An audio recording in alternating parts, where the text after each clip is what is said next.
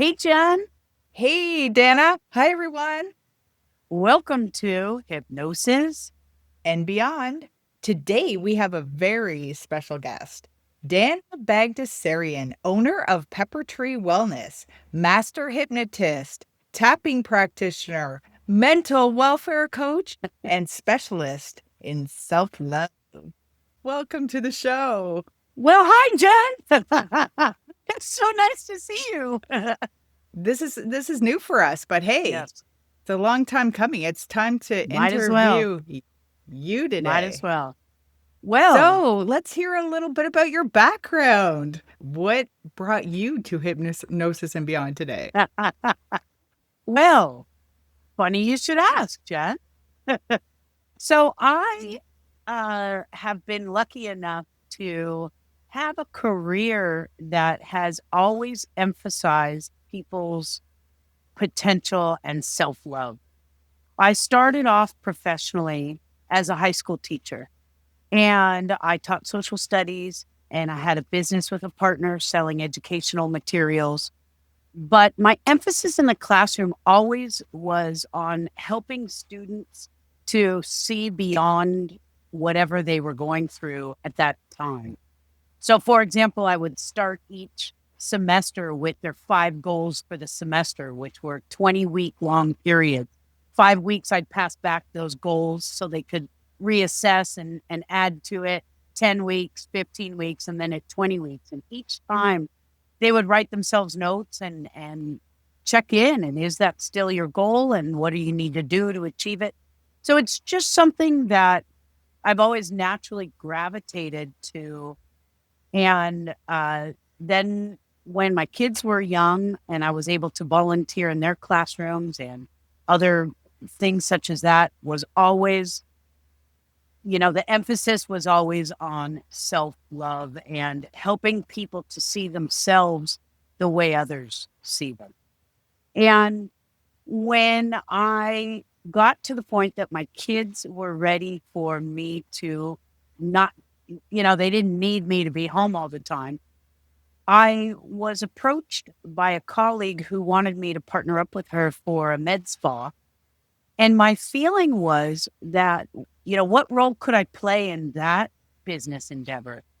And it was, well, if you don't like what's on the inside, you're never going to like what's on the outside, right? People who want to modify their face for the wrong reasons or their body or try to chase youth and all that sort of stuff. If you have some discord still on the inside, you're going to just keep chasing something that is completely unattainable. So it set me down this path of learning about hypnosis. And I was shocked at how neuroscience driven it is. I think, like many other people, I thought it was kind of woo woo. Oh, look at my watch and I'll tell you what to do. And uh, thinking that the hypnotist was really the one doing the work. And when you spend a little time, digging into it, all hypnosis is self hypnosis. And somebody can help guide you to the place that you are more receptive to changing things. But just like a personal trainer at the gym, they tell you what machines to do to reach your goals or what weights, what moves, just like a nutritionist tells you which food to do to fuel your body. A hypnotist helps you use the tools to get you to achieve your own goals. So it was just a perfect fit for me philosophically.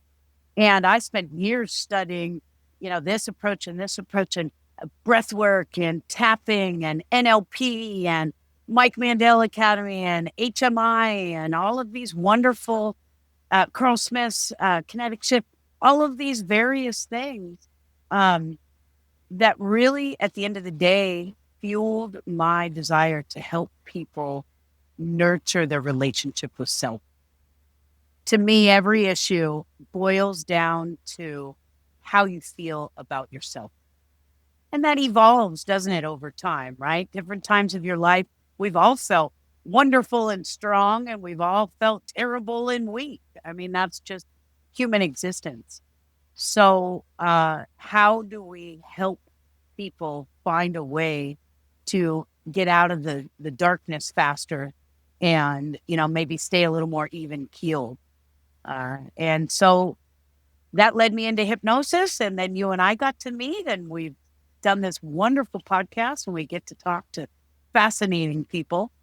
And wow, now I'm a guest. That's right. So there's so many ways to go with this. It's like one thing I really appreciate you as a human being is you are always so good at being positive. Like you seem to always try to see the best in people. And I can imagine that your background teaching, you probably were one of the favorite teachers, right? I would imagine. I would just think that you stood out, I But loved teaching. I loved it. And I yeah. loved the kids, and they loved me. It was a lot of fun. I still have relationships with a lot of my former students. Yeah, which is incredible. So when you think about all the skills that you had then, and that was very forward thinking, it set you apart. What are some of the things that you've taken, like some of the goal setting, coaching things that you were already doing and teaching? And what are the overlaps that you're finding now with your clients and working with hypnosis and coaching? Yeah, well, Jen, it's really the same. It's the same thing. It's just bringing the brain into it, right? I was probably aiming more towards their heart, and getting them to get in touch with what they truly wanted. When you're a teenager, everybody's telling you what to do. Your coaches, your parents, your teachers, you sort of only have so much control. So I was trying to help them feel in control. And when it comes to clients and clients that I work with, that's really ultimately what everybody wants, is to feel that they are in control of their actions, their feelings, their emotions, everything that's going on. Most people don't want to be reactive, right? They want to be able to approach things in a more logical, sort of, instead of the horse blinders, right? They want to be able to see the whole picture. And so, with teaching and some of those things, you have a set amount, right? A semester is 20 weeks, a year is 40 weeks. And so you have this amount of time to help somebody learn the curriculum, learn about themselves, learn how to be a good citizen within the school and within their community. We did a lot of volunteer things. I was the ASB director, and we did, for example, Pennies for Patients, which is the Leukemia and Lymphoma Society. And we would raise money in the homerooms and then bring the student to the school. Well, he wasn't a student, but the patient to the school. And all of the kids on campus, there were 3,500 kids at our school, they would all come at lunch to meet this kid on the stage. And it was just, there were so many beautiful moments like that where the kids put other people's needs first. If you give people the opportunity to do good and you show them the results of that, it's not just some concept like maybe this will help people, but you bring it there.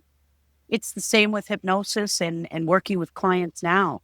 If you show clients results that they are getting, again, it's them doing the work, right? We're just sort of guiding them, helping to get them there faster. But once you see, oh, wow, that's possible. Cool. I want more of that. So I just think Yeah. it's this mentality of, okay, here's our goal.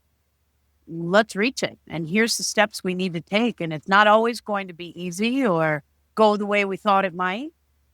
But you just pivot. It's not a big deal. The end goal is to feel, good in your body, feel confident in your actions and who you are as a person, and that you're pursuing your passion. Amazing. So I know you're open to working with all kinds of clients and different issues and whatnot. But I know that right now you're starting to go into schools and do some pretty exciting work with students from a Yeah. different perspective with your new hat. So can you tell us a Yes. little bit about that? Well, it's just so much fun to go in and introduce students to alternative ways of managing their emotions and their actions, really. Um, and so to be invited into wellness centers, into I'm developing a school assembly with a partner, and just having this opportunity to have boots on the ground with kids who want to understand, why do I react this way to this situation? What do I do? It's the same as adults, right? They want to live a satisfied life. And so when you go in and you say, let's do this breath work, let's do this finger squeezing, let's listen to our language in our head, let's, coming at it when it's just about their emotional life, it's so exciting to me. I don't have to teach the curriculum. It's like I just get the fun stuff, right? I don't have to worry about testing and all of the other things that come with being a teacher, that are wonderful. And I loved it. But to help somebody learn to self-regulate from a young age, wow, cool, you know? So when you do the presentation after it, what do you notice? Are like, sometimes teachers think, oh, let's bring people into the school and it doesn't go over well. But you've told me that these kids are really excited. They're really inquisitive. So what is some of the feedback that you're getting from them? Well, the kids, it's really fun because I've done different programs. I've been in middle schools and I've been in high schools. I haven't done anything in elementary. Um, and so, the kids are so curious about hypnosis and, are you going to make me click like a chicken and all that? And is it mind control? And so it's fun to field those kinds of questions initially. There's always excitement about what is that and what's that going to be? And then when they see, oh, you have neural pathways in your brain and, you can actually affect, if you grab the reins of the horse and you guide it to a different path, you can make different choices and it's not always going to be easy. And so the kids and the teachers are really excited at practical, everyday tools to have at their fingertips. It's not, this might work if we invest, a lot of time and money and other things into it. It's just, hey, guess what? Let's do some breath work. So the feedback is, wow, this is doable. Right? Awesome. So do you have probably it would be parents or grandparents listening to this. Is there anything like a practical, easy tool that they could bring to, their children to help them? Is there anything, we love to share Of ideas, course. right? Yes, of course we do. I just feel that listening to your body is the most important tool, especially as a younger, human, because you're going through so many hormonal changes and, the social pressures and to look a certain way, your body's changing, all of that sort of stuff. To me, the best thing people can learn is just the skill of interoception, which is just a fancy way of saying, listen to the signals of your body, right? The 80% of our messages to our brain are coming from our body up, not this way. When we were young, most of us learned that our head brain was sort of running the show. And what we've learned through time now is the gut brain is real. And we are those feelings, those sensations that you're having in your body is having a reaction to the moment, whether it's good or bad.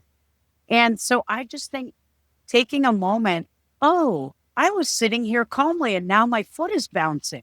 What just changed? Or suddenly my heart is racing. What does that mean? Or wow, I feel nice and warm when that person walks into the room. I feel really safe and calm. It's noticing both the good and the bad to understand that this is normal and it's information that you should be paying attention to. If you can learn to recognize signals and signs at a 2 or a 3 feeling, you're going to avoid having to suffer at that, 8, 9, or 10. And so I honestly, the best thing to do if you wanted, other than just saying, listen to your body signals, just stopping for a moment with your hands on your heart and just taking some breath, because naturally you're going to breathe more deliberately, right? And that's just just that slowing down for a moment is often enough to just give you that little moment that you need before you react to whatever it is. You wouldn't do that driving if you're a road rage person. And, don't take both hands off the wheel. I'm not advising that. But Yeah, yeah, perhaps you consider the one so that you yeah. don't let yourself get to it. The person just cut you off. It's not that big of a deal, right? And I'm just wondering, like, with the kids that you're seeing, are they different? Like, when did you teach? Like, how many years ago? I taught in the 2000s, in the first decade of this So do you millennium. feel like the kids are more aware of their mental health and these kinds of things? Or what are the That challenges now, say, compared to then? Yeah, that's a great question. Um, it certainly is much more talked about and recognized, and there isn't the stigma that, to get help. Many of the schools I'm going into have an actual wellness center. Like, oh, wow. We didn't have that. And if we did, if there was anything like that, you would have tiptoed or waited till nobody was around to go in. And these kids it's part of their experience. Um, I do think that the pendulum has swung pretty far the other way also. And this emphasis, sometimes it can be a little, if we didn't get it enough, there might be in some ways a little bit too much, but you got to find that balance, right? It's better to be talking too much about something than not enough. Then you figure out what you really need to focus on. So I would say the challenges are to decipher what is a normal teenage experience. Your brain is still developing. You have hormones coursing through your veins. You have so much pressure. Your nervous system is adjusting. The food you need to eat changes. All of these, there are so many changes in these teenage years. And so to focus in too much on any one of those things and think that that means that's just who you're going to be, let's just maybe take some breaths and see, experiment. It's the perfect time of your life to experiment with what works and what doesn't. Yeah, for sure, because we all know that there's such a growth phase in the brain, even up to 30. So sometimes these kids feel like this is my forever. And Yeah. it's constantly changing, as you said, right? So Yeah. there's always there's always a new beginning every day. You're Yeah. sometimes a different person, knowing how Literally. teenagers are. Yeah. Yeah. You So, never know which version of your teenager you're going to meet that morning. yeah. And that's a whole other story for therapy and hypnosis on the other Yeah. side of that. Yeah, that's right. So, That's right. is there anything like that you're offering now that you'd like to tell us about? Well, what's super fun is I'm having a good time doing some corporate wellness and working with groups. I have given a lot of talks locally to therapist groups. I've done educational series for therapist practices, talk therapist practices. I'm going to be involved in the Hypnosis Business Summit that HEA, the Hypnosis Education Association, is putting on in June. I get to be a featured speaker about uh, helping people see they are really more ready than they realize, creating a capability statement that pulls together all of the experiences they've had so that they are prepared to show people what they're really capable of, hence capability statement. And so that's going to be a lot of fun. And, you know, just basically getting to, what I love about my practice is I work with kids and adults and group, and then I get to do some education components as well. So, it's, you know, it's, Well, you have so much to offer on so many, levels as far as like in the time that I've met you, your whole practice is just flourishing and you're constantly telling me about new kinds of modalities you're using and you're always keeping yourself fresh and updated. So, I mean, I think really everyone would benefit from working with you. So that's just my opinion, but yeah. there's no bias there at all. There's no bias, we're just on Hypnosis I and love it. Beyond. I love it. Well, it is very interesting in the wellness industry, and probably any industry, this emphasis to niche, right? And find what is it that you really want to be doing. And for me, my niche is self-love. But I believe that every issue boils down to self-love. I've had clients who have come to me for fear of flying, and ultimately it was a lack of self-love, right? I've had clients that come to me for nail biting or trauma release or past life regressions and things such as that. And ultimately, it really comes down to what's going on in your inner life.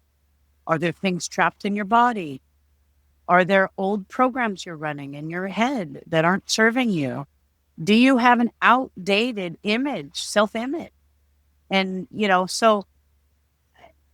but it's hard, it's interesting to market this niche, right? Some niches, smoking cessation. Great. That's real clear. Right. So it's interesting for me because like you said, I can see most people about most things. Um, but that's not always so easy to to market yourself that way. I can help you with anything. It's not, and I don't, it's not that I want to be a jack of all trades because I really want to focus on this self-love. It's just that I find that usually the issue is not the issue regardless. The issue is how am I talking to myself? How am I treating myself? How am I prioritizing myself and understanding my needs now? Because my need 10 years ago were very different. And have I taken the time to really examine my actions, my goals, and all of these things? And I just think that that's a powerful way to go through your own life is to keep checking in with yourself and everything else will sort of fall into place. That job will happen, that relationship, your friendship, travel, your hobbies, all of that stuff. If you're good with yourself, and what does that mean to be good with? It's not that that's a destination either. I mean, that's ever evolving. I think I'm building in a little lifelong business. Yeah. Self-love is ever evolving as well. Well, I mean, especially you too. I mean, like, I'm from a personal standpoint, this work obviously has effect on ourselves. So, what would you think the greatest impact all of what you've learned has developed in your own life? Well, I would say that I was definitely looking in the rearview mirror too much in general, if I had to sum it up. The things that have happened, anything before this moment, it's not that it doesn't affect you, but there is sort of an amount that you want to let it affect you, if that makes sense. If there's an equation, or a scientific way of thinking of it. Certainly it's important to acknowledge your past and learn from it and savor the good moments and, all those things. But I just think that I wasn't always forward looking. I was very good at staying in the now, but I definitely let things from the past linger too long and affect me. And getting into this work gave me the actual tools to free myself from old, outdated patterns, habits, behaviors, all that sort of stuff in a way that, you can't logically talk yourself out of it or, knock it off, stop, all that kind of that, that works in the moment for sure. But to have significant life shifts does take some investment in your neurological processes, your heart health, your body health, in a way that hypnosis just skips you to the front of the line, so to speak. Yeah, so that experience and proof in your own life, wow, Yeah, especially that's when right. you've had that positive impact. So that's Yeah. awesome. Is there anything else you'd like to share with us? Well, I think that it's very challenging to live in this complex society that we live in. Our brains and the way we were designed was for a very simple life, to live in a village with, a handful of other people. And maybe you were a hunter, maybe you were a farmer, but basically you had this very simple existence, and our brains were developed for that. And our alarm system was what kept us alive.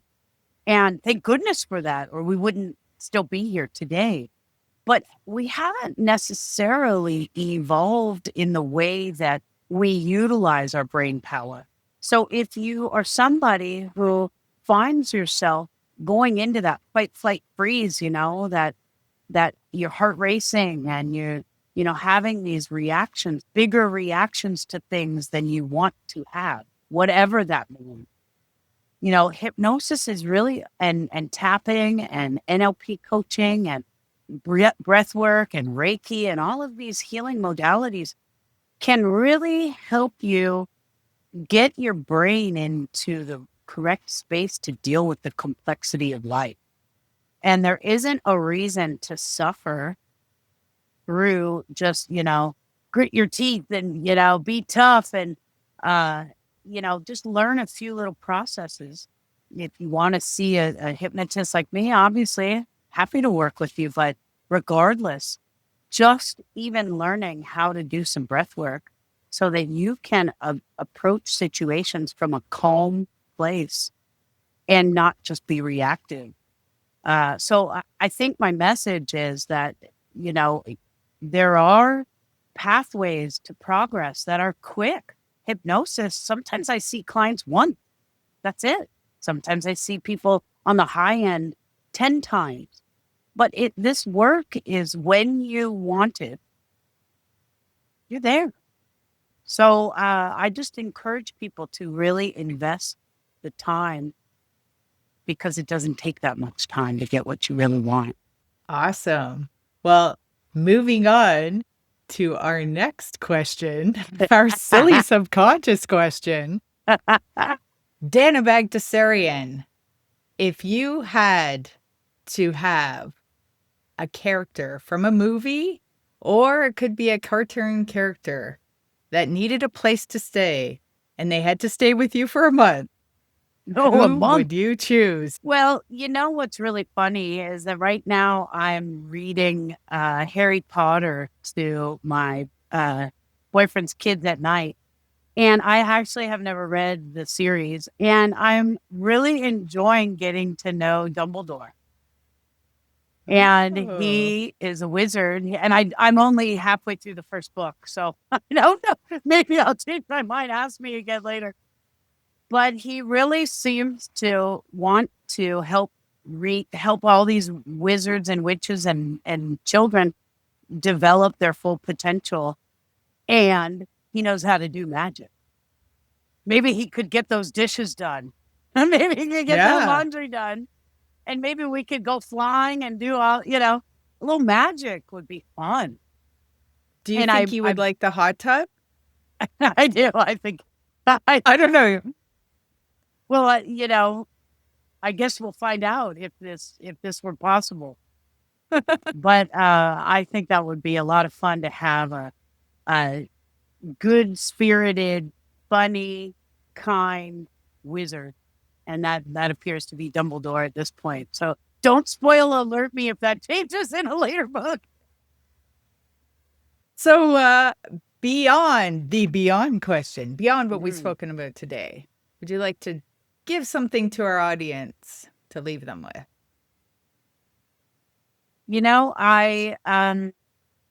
I would say give yourself the same grace that you give others. Most of us, when we have somebody we love in our life that's having a hard time, we're very quick to say, well, they have this going on, or how can I could drop off some food for them. And we offer help and kindness. And I would love to see people do that more for themselves because we deserve that same grace. And most people that I've ever met are doing the very best they can. There's very few people that are not trying to live their life to the fullest extent, and you're not always going to hit the mark. So just be gentle and kind to yourself, just like you would to your friend who needs that kindness. Give that to yourself. That's what I would say. Excellent words. Will do. That just came right in. So I hope it's going everywhere else too. I And like it. And with thanks that, for Jeff, joining us today. And I hope you'll be back. I hope so too. And with that, Jen, what do we always say? Peace out. Peace out.